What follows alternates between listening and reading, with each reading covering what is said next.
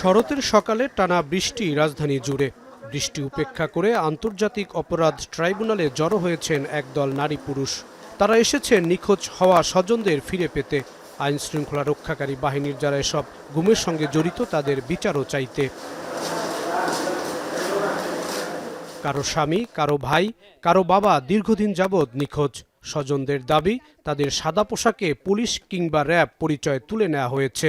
বাবার পিকচার আর ভিডিও দেখে আমি বড় হয়েছি, বাস্তবে কখনো দেখিনি। তো আমি চাই যে আমার বাবা মুক্তি পাক ডিজিএফে দেখে। কিছু সাদা পোশাকধারী লোক তাকে তুলে নিয়েছে, তারপর থেকে তার আর কোনো খোঁজ পাওয়া যায়নি। র্যাবের আশাবের কারণে আমরা মামলা করছি, মামলা কপি এখানে জমা দিয়েছি, বিভিন্ন জায়গায় জমা দিয়েছি, কোথাও মামলা করছি, কোনো কাজ পাই না।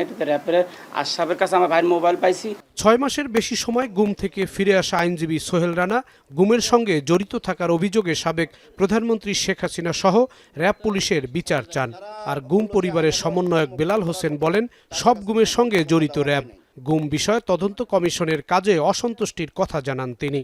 এলো ভিশন মুশকিল আসান অফার। যে কোনো ব্র্যান্ডের পুরনো ফ্রিজ নিয়ে চলে আসুন ভিশন শোরুমে আর নিয়ে যান নতুন ভিশন ফ্রিজ 20% পর্যন্ত ছাড়। কমিশনের যে তাদের কাছে এগুলো কোনো ক্ষমতা দেওয়া হয় নাই, তো আমরা অনেক নিরাশ হয়ে গেছি, আমরাও তা হতাশাগ্রস্ত।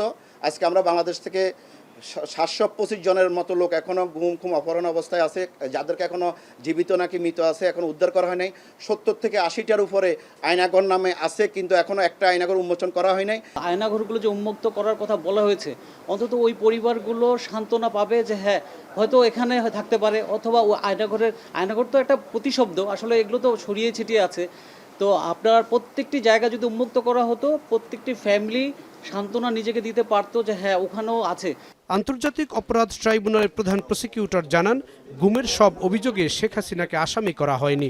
ট্রাইব্যুনালের সংশোধিত আইনে গুমের বিচার করা হবে। 11টি পরিবারের ঘটনা আমরা বললাম, 2 জন মানুষ ফেরত আসতে পেরেছেন, আর বাকি 10 জন আজ পর্যন্ত ফেরত আসেননি। এই যে অপরাধগুলো সংগঠিত হয়েছে সেগুলোর ব্যাপারে অভিযোগগুলো আমরা পেয়েছি। যেগুলো গুমের ঘটনা হয়েছে, জোরপূর্বক আটকে রাখা হয়েছে, বা আদার অ্যাক্টস আন্ডার ইন্টারন্যাশনাল ল, আদার ক্রাইমস আন্ডার ইন্টারন্যাশনাল ল, এরকম সংজ্ঞার মধ্যে যে সমস্ত অপরাধ হয়েছে সেগুলোর ব্যাপারে অবশ্যই আন্তর্জাতিক অপরাধ ট্রাইব্যুনালের জুরিসডিকশন আছে, কিন্তু সেগুলো বিচারের জন্য যথার্থ হবে কিনা সেটা পর্যালোচনার পরে, তদন্তের পরেই বলা যাবে। এ পর্যন্ত আন্তর্জাতিক অপরাধ ট্রাইব্যুনালে 40টির বেশি অভিযোগ দাখিল করা হয়েছে।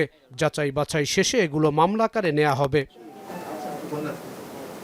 জাহিদ হাসান, এখন, ঢাকা।